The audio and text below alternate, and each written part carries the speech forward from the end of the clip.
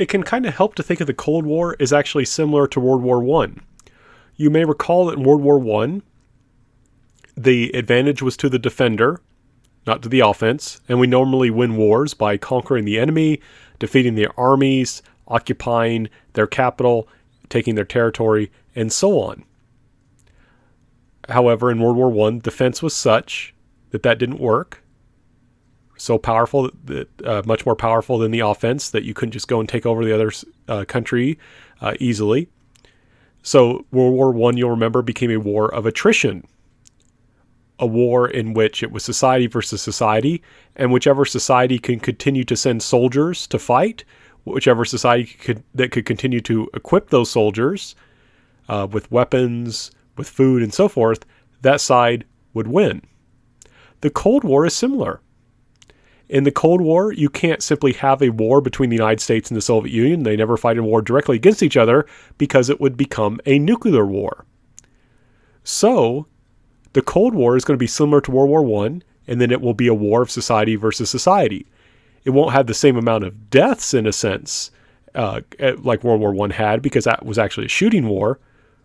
But both will have in common that it is a war of society versus society. It's a war of endurance. In particular, the Cold War will continue until it is clear which system, communism or capitalist liberal democracy, is better at making its people happy.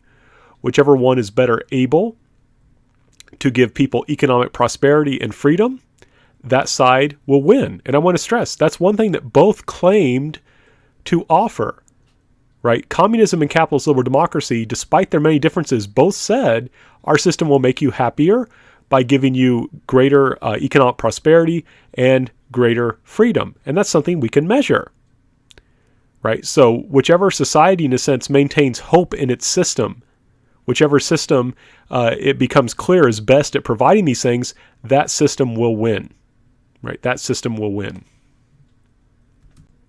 Now, you may say to yourself, well, wait a second. I know about history in the United States in the 60s in particular, that there was a lot of division, that there were a lot of problems, right? There were massive protests and divisions over the Vietnam War. There was massive protests and struggles about the place of women in society. In particular, there were lots of problems in regards to race, in particular, the fight for black equality, right? Those were all issues. So how can you say that the United States is going to show that it's better at making its people happy by providing them greater economic prosperity and freedom? How can you argue that when there's all these problems, right? That's a very good question, I think. And to kind of try and answer that question and to help us understand how capitalist liberal democracy will triumph over communism in the Cold War, I'm going to look at one of those issues, the civil rights movement, the struggle for black equality. And I keep using that phrase as an aside. I keep using that phrase because that was a book that was assigned when I was taking U.S. history back in 1996, in fact. And it's a great book, and I highly recommend it. But that being said, we're going to look at this issue, right? We're going to try and understand how capitalism and liberal democracy is going to be able to triumph by looking at the black civil rights movement. And we're also going to see how that movement is connected to the Cold War and to, in a sense, global political issues. Now, to kind of start, I want to just show a couple magazine covers, right? These are African-American magazines, right, that are focused particularly on issues that African-Americans might face. So the left is an older magazine that I believe is still with us, Jet. That's a 1955 issue talking about featuring Eartha Kitt, who will, of course, play Catwoman. And on the right is a more recent magazine featuring Dwayne Johnson, who you may know I knew him as a professional wrestler who went under the name Rock. Do you smell what the Rock is cooking? If you don't know that phrase, please Google it, because Dwayne Johnson is awesome and it's a great line. But I just want to point out that today, and in the past, of course, there have been these kind of journals, these magazines that look particularly at issues faced by African Americans. Now, those are still around, but this one, the Negro Traveler's Green Book, is no longer around, right? And I think the Negro Traveler's Green Book is a kind of ideal way of entering into this kind of situation, of trying to understand just the problem that African Americans faced and why they would want to struggle for equality. And here is a page from the inside of the Green Book. And again, it says up there, Traveler's Green Book, Assured Protection for the Negro Traveler. And I think this is kind of incongruous, right? Below that message, you have this nice young lady embracing a tree, holding a coconut that no doubt has some kind of delicious mixed drink in it. She's clearly having a nice vacation. Wherever she is, I wish I was there having that nice drink. But like I said, this is kind of incongruous, right? That she, in a sense, needs protection in order to go on this trip, right? And when I think protection while traveling, I tend to think of like AAA, someone I can call if I get a flat tire or if I have engine troubles. But here, this is protection from violence, protection from discrimination, right? For example, in the Traveler's Green Book, you could find a list of hotels and restaurants by city that would serve African Americans, right? In the 50s and into the 60s, businesses had the right, if they wanted to refuse to serve African American customers. And that's bad enough if you live in a city and know what businesses you can go to, but what about when you're traveling, right? When you're traveling as an African American, you're not sure until you go in the business or until you at least look at the front whether you will be welcome. And imagine that you're looking for a hotel after driving for like 12 hours. It's late. You want to go to bed. You aren't sure where you can go to find a place that will serve you. And you don't want to be banging on, hotel doors late at night, not knowing how you're going to be greeted, right? Is this person going to rent you a room? Are they going to insult you and kick you out? Are they going to physically assault you? That did sometimes happen. And to give you an example, I believe in the town of Phoenix, Arizona, even though there was something like 100 hotels, only like 8 were willing to see have African American guests. So this is a serious issue, and I think this really highlights some of the many difficulties that African Americans face. Right in the 50s and 60s, this is a time of growing economic prosperity for many white Americans, where an increasing number will own their own car, will have paid vacation time, and they can use their disposable income to travel around. And they do this freely. And for many white Americans during this time period, this is a time of great freedom. You can get in your car. We just got this wonderful new interstate system. You can drive around, go wherever you want. It's the American dream, right? Freedom and prosperity. But if you're African American, it's a lot more difficult to enjoy this. And for many, it's just flat out impossible. Now, this is an image that you may have seen, or you may not have seen, but even if you have not seen it, you can probably guess what's happening, is that this is a drugstore, which had a lunch counter, and this were often segregated, or African Americans were not allowed to use the lunch counter. But you can see there that there is a black woman who, despite this rule, has sat down at the lunch counter, and the people surrounding her are pouring food on her as a way to kind of try and humiliate her and drive her out, to tell her, well, we don't want African Americans doing this. You need to get out of here. So she is protesting, in a sense, for her own civil rights. What's curious here, I can't tell the race of the woman in the middle, but the man on the left seems to me to clearly be white. And he has sat down too. He has chosen to join in this struggle for black civil rights, even though as a white person, he already enjoys those civil rights. This is really striking. More Americans are becoming concerned about the civil rights abuses that African Americans suffer. Right? I have to stress, I can't stress this enough, in a sense, how significant this is. You have people who are not African American feeling sympathy for African American people and saying, you know what? I'm going to, even though I have a comfortable life, even though I have my civil rights, I'm going to risk this kind of humiliation. Sometimes they will risk violence in order to struggle so that someone else can have their civil rights. And to me, this is fascinating. And this is one key reason why the civil rights movement will be successful, because a lot of Americans who are not African American will support them. Will say, we think this is wrong.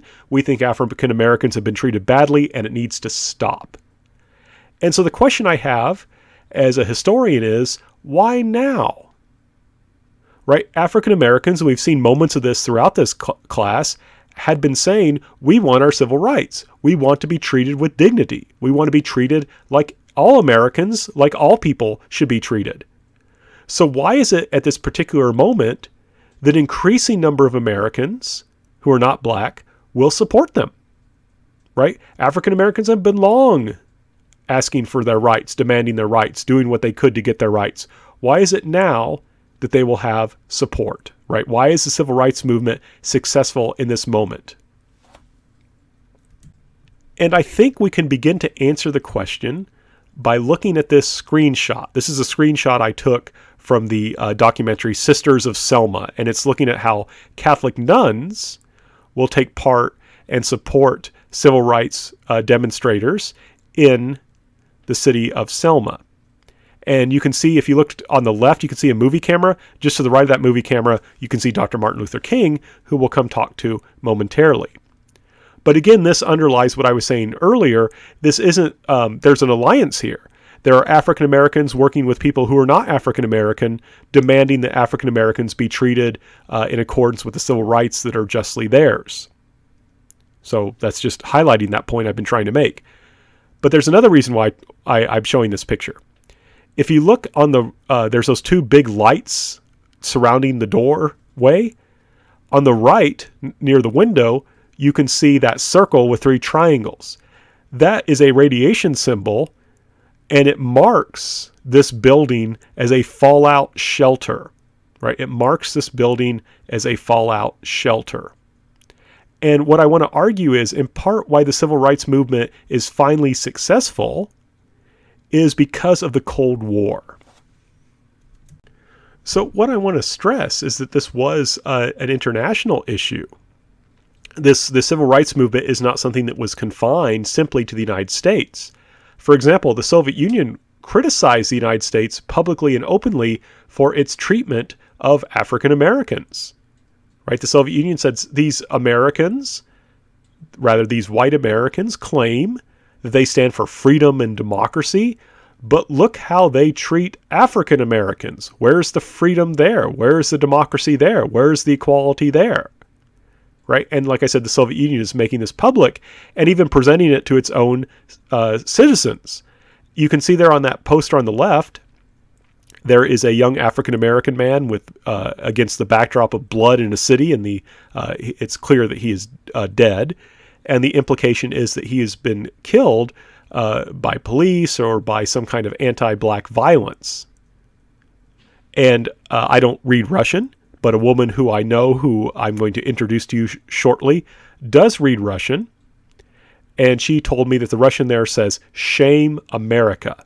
Shame America." Right? The idea is that, these Americans, they claim to believe in freedom and equality and all this stuff, but they don't really. And we know that because of how they treat African Americans. And one thing I should stress is the best propaganda is based on truth. And this is true, right? This was happening in the United States. So this is internationally embarrassing for the United States. How do you present yourself as the defender of freedom and democracy and equality and all that when it is denied to a large segment of your population at home? You can imagine that in this kind of Cold War competition with the Soviet Union, where we're trying to compete for allegiances from different countries, right? We want to get as many people, many countries supporting capitalist liberal democracy against communism as we can. This makes relations and doing that with African countries really difficult, because Africans who come to the United States or who just know what's happening are like, yeah, we see what you do to African Americans. We don't know if we can trust you. Maybe we should work with the communists. And domestically, how can we spread democracy and keep our people happy under these circumstances, right? How can we be an effective opponent to communism and the Soviet Union? And how can we keep our own people happy under these terrible circumstances? So what will happen is anti-communism will encourage many Americans to support the civil rights movement. And sometimes this may just be practical, just like, yeah, I guess we got to fix this thing because it makes us look bad. But I think deep down, many Americans come to realize that, yeah, this is wrong. And the fact that we're using this rhetoric of freedom and equality and democracy that becomes so strong in the United States during this time period that many Americans, both African American and not, will say, yeah, it's time to change this. We need to fix this great injustice. So this helps to highlight and encourage a true belief in liberalism, as we had defined earlier, right? These are American citizens, these African Americans, they deserve all the civil rights that everyone else gets, right? So we're seeing this kind of broad support, right, made possible by a Cold War environment. And to further highlight this, right, for several years ago, Lander hosted a cultural exchange with a scholar from Tajikistan. So this woman from Tajikistan visited us, Munawar Zaripova. You can see her down there in the bottom left. There's a picture of her with a Chinese woman. The Chinese woman's on the right. Mrs. Zaripova is on the left. And she was from the country of Tajikistan. If you look on the map, you can see it's a small country that borders China, Pakistan, and Afghanistan, as well as Kyrgyzstan and Uzbekistan. And it was part of the old Soviet Union. And Mrs. Munawar Zaripova, even though she's glad her country is independent, also has fond memories of being a part of the Soviet Union. She can speak Russian fluently, for example.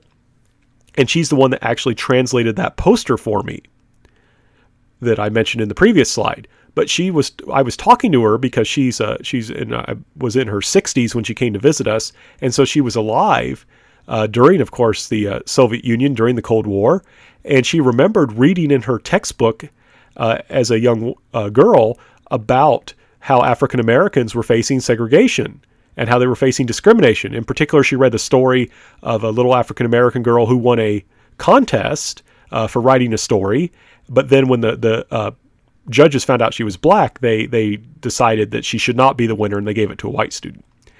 And that kind of thing did happen, and she learned about it, and that made her, of course, more willing to be critical of the United States and to be more supportive of the Soviet Union. So that just kind of highlights this point I'm trying to make, and I just wanted to show how this was international, right? This poor treatment of African Americans is being made known in this small country, the small republic at the time that was part of the Soviet Union of Tajikistan. Now, there is also, of course, a very important leader who stepped into this, right? Dr. Martin Luther King. We talked about earlier how he had been inspired by Gandhi, who himself was inspired by Henry David Thoreau. And of course, Martin Luther King's doctorate was in divinity, right? He was a minister. And so he was also, of course, influenced by the teachings of Jesus. But Martin Luther King will embrace these tactics of nonviolent civil disobedience. He will, in a sense, be trying to do for African Americans what Gandhi was trying to do for Indians. Though, of course, Gandhi's aiming at independence, where Martin Luther King is focusing on civil rights. But basically, and this is important to understand, this is not passive. Nonviolent does not mean passive. Rather, Martin Luther King is trying, through nonviolent civil disobedience, which is active, to reveal the violence that maintains a racist system, right? The system of segregation, the systematic denial of African Americans of their civil rights. And what will happen is there will be, you may have seen images of like guard dogs attacking civil rights demonstrators and that sort of thing. And Martin Luther King knew that by challenging segregation, that violence would occur, and it would show that this is a system that is maintained solely through violence, and it's inherently racist, right? It's inherently racist.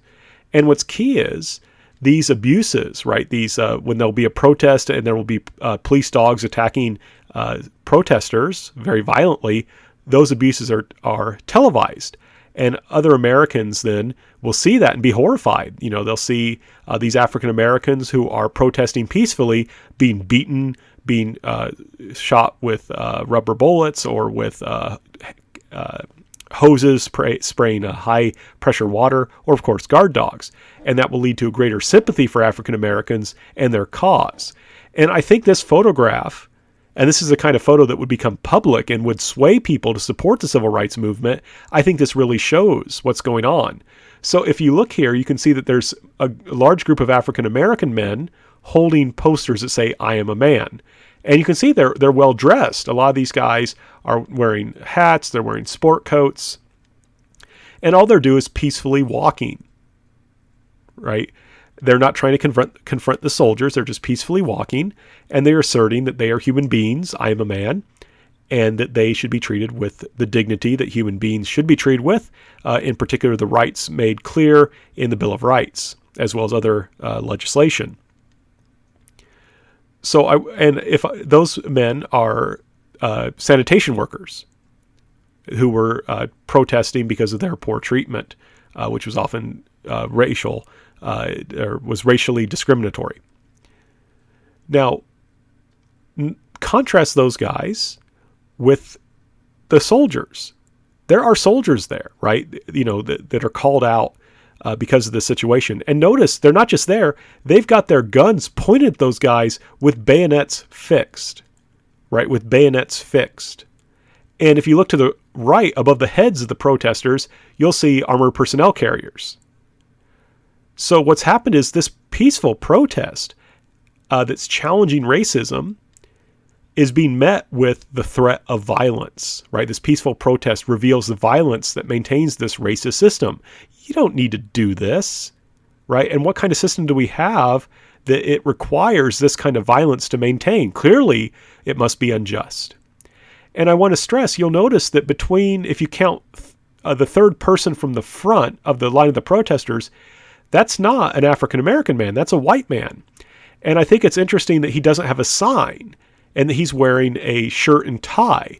I think that's a white guy on his lunch break who saw these protesters and just said, I want to join. So this again highlights this point I'm trying to make. This kind of active, nonviolent civil disobedience, this kind of violence that then stimulates, leads more and more white Americans to say, yeah, this is wrong. African Americans are treated badly. And what's key then, as other Americans begin to support the civil rights movement, that will lead to change, right? In democracy, you have to respond to the demands of voters.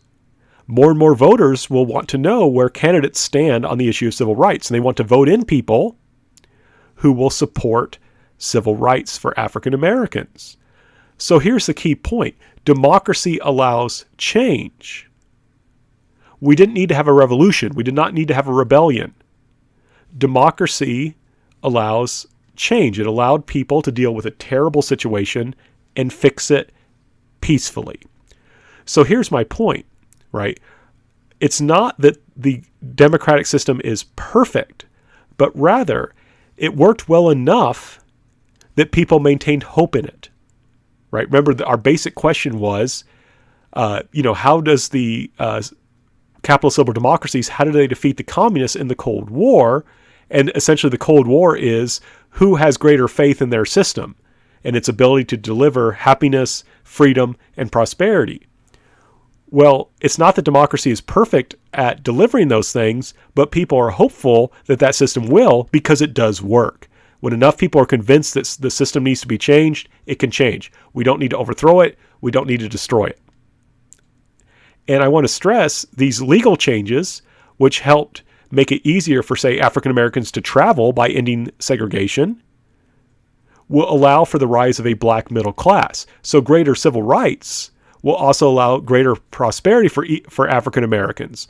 So instead of them becoming like radical and want to overthrow the government, they will be supportive of the government because they believe, they hope that it will bring positive changes. In a sense, that hope is rewarded, at least in this regard.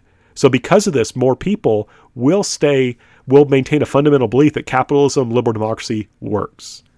Despite its difficulties, they will maintain that hope because it offers the promise of addressing those difficulties.